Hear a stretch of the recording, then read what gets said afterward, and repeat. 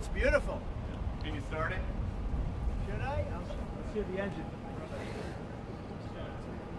You gonna get it wrapped in gold? So, do you want to actually drive? You don't want me to drive it, do you?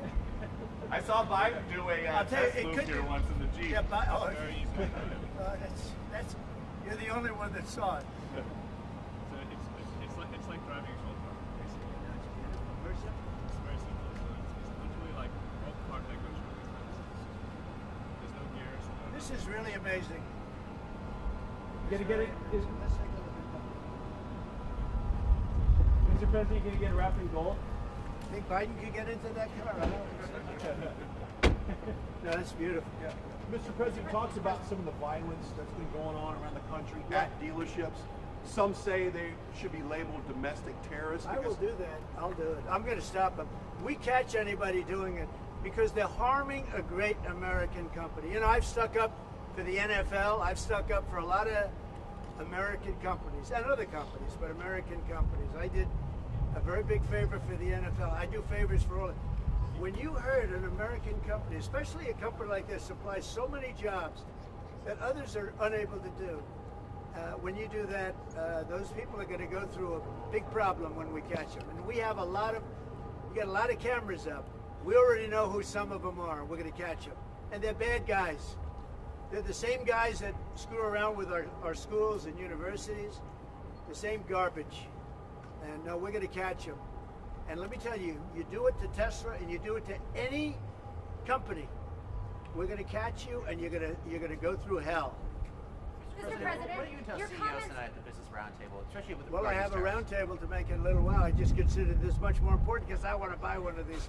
My whole staff is so excited because I told them they're going to safely use them, and they can't believe it. So Margot, wherever you are, Margot, she's going to use it. They're all going to be using it, and they're going to have a good time using it. And oh, there you are, Margot. Look at Margot's right there. What are you, a member of the press now? I think she's become a member of the press. Takes great pictures.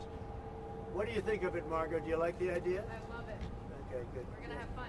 They're very happy. Mr. President, your comments the other day not ruling out a potential recession seemed to rattle the stock markets. The Commerce I think this Secretary said there country is wouldn't going be to one. boom, just so you know. Just specifically on the recession. Yeah. Do you I think this there will be a country- recession? I don't see it at all. I think this country is going to boom. But as I said, I can do it the easy way or the hard way. The hard way to do it is exactly what I'm doing, but the results are going to be 20 times greater. Mr. President, And remember, Trump is always right. And what do you say to If you Americans? look at what I've said over the last 10 years, Trump has been right all the time. This is the way to do it. We're going to make America great again. You know, to make it great, you have to have jobs, you have to have factories, you have to have. I look at some of the things that, like this last administration, he was the worst president in the history of our country. Nothing was happening. Nothing. He had no idea what was going on. Our country went to hell. And then to allow millions of people to come in that are prisoners and mental institution patients and all of the things, gang members, drug lords, we're searching them all down now, trying to get them out of our country. And we're going to do that. But on the financial end and the economic end, what we're doing is, to me, it's the most exciting. Our country will be greater than ever before, and it won't take too long. And what's your message to Americans right now, sir, who are worried about the stock market? What's your message to them as they watch it? Let's go see this out.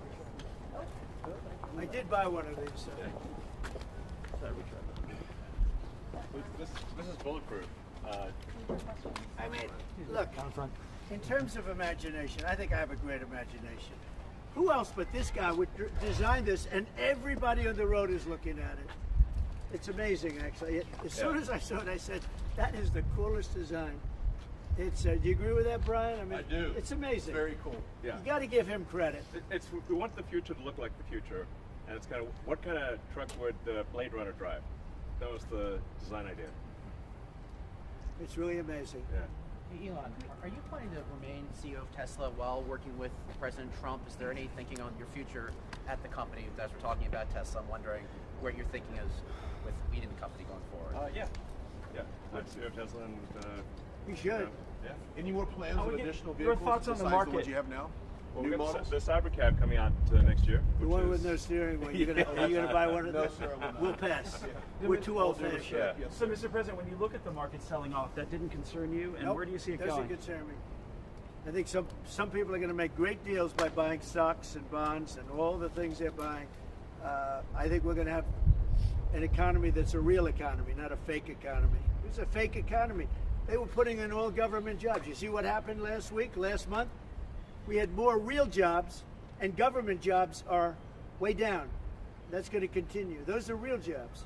Those are jobs that keep the country going. You can't have all government jobs. You have no income to pay the workers. Yeah. And a lot of those workers didn't show up to work. That was the other problem.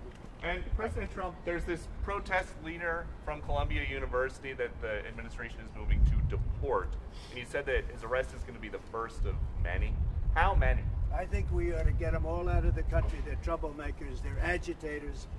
They don't love our country. We ought to get them the hell out. I think that guy, we ought to get him. I heard his statements too. They were plenty bad. And I think we ought to get him the hell out of the country. I watched him. I watched tapes specifically. I watched tapes. And you can have them. Okay? You can have them. And you can have the rest of them. Let them go to school. Let them learn. Columbia used to be a good school. Now it's been overrun because of bad leadership. That's what happens. Happens to countries, and it happens to universities, and it happens to companies. And I don't want it to happen to a guy that did nothing wrong. He did everything right because he did a great company. But what he did by coming into government to help government from years of abuse, from decades of abuse, and you see that when you look at Social Security, where you have 200-year-old people on the rolls of society. That's just, he uses the word care. People don't care. Everyone knows that. But it's also, I believe it's also large fraud. I think it's that, but I think it's also large fraud. And if So you guys I'm just telling people, this man is a great patriot, and you should cherish him. You should cherish him. You know, I have a little statement. We have to take care of our high IQ people because we don't have too many of them. Mr. President, And we got to take care of them. And as you President, guys will you look at talk the to Social President Security Putin about- Administration and you guys are looking for fraud and waste and abuse, can you guarantee people who are concerned about an interruption to benefits that there will not be? Yes, we're going to be very careful with any interruption to benefits. In fact, only by tackling the waste and fraud in entitlements like Social Security, Medicare, can we actually preserve those programs for the future. Because with unchecked fraud and waste, we won't be able to afford them.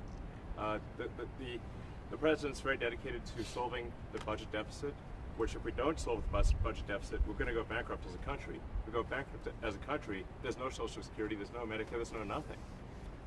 And to sort of echo what the president was saying, what really matters is moving people from jobs that are relatively low productivity in government to high productivity in the private sector, increasing the true output of products and services. That's the real economy. That's what actually enables Americans to have a higher standard of living, and that's what's happening. And that's, I think, you'll see the truth of that in the months to come. And we're going to make it really much stronger by taking people that don't exist or taking people that shouldn't be there out, by taking illegal aliens that are on Social Security or Medicaid and Medicare. By taking them out, we're making it much stronger. The country will be much stronger, but it's going to really be stronger economically. And when you look at what we're doing, I've been called by so many companies. Yesterday, as you know, I had a meeting with some of the biggest tech companies in the world. And all they're talking about, IBM was there. We had a lot of them. Michael Dell was there. We had a lot of great companies, Hewlett Packard. And all they're talking about is investing in this country. They want to be sure, don't forget, they're looking down the road 10 years and 15 years. They want to make sure we have a strong country. They're all coming in. As you know, Apple, Tim Cook, he said that he's going to invest $500 billion in the United States. He never did that before. He invested in China. He's got his plants in China. And now he's got them, going to be building them in the United States. And if I didn't have victory in that election, we wouldn't be doing it. And if I didn't say what I'm saying, and I'm being very honest, and it's much more difficult than just sitting around and having a great time. It's a very glamorous position if you want to do that. We could have kept it, but eventually bad things would have happened. This way, good things. I'm very optimistic about the country. I think we're going to have the greatest markets we've ever had, and it's going to be really fueled by what we're doing. You had to see these companies yesterday. They're investing billions and trillions. They're investing trillions of dollars here. They wouldn't have invested 10 cents. Mr. President, will you talk to Vladimir Putin about this ceasefire deal? Do you think you need to have a conversation with him to get the Russians to agree? I'll talk to Vladimir Putin, yeah. When will I you want to talk get, to him? look, that's the other, it takes two to tango, as they say, right? So hopefully he'll also agree, and I really think that would be 75% of the way. The rest is getting it documented and, you know, negotiating land positions, etc. So you'll talk to him this week about the think deal? so, yeah. So And you then have, when do you you have a anticipate meeting him ceasefire in person? in place on the Ukrainian side. How close do you think then you are to a total ceasefire with Well, I hope it'll be over the next few days. I'd like to see. I know we have a big meeting with Russia tomorrow, and some great conversations hopefully will ensue. The people have done a great job. Marco Rubio's been great.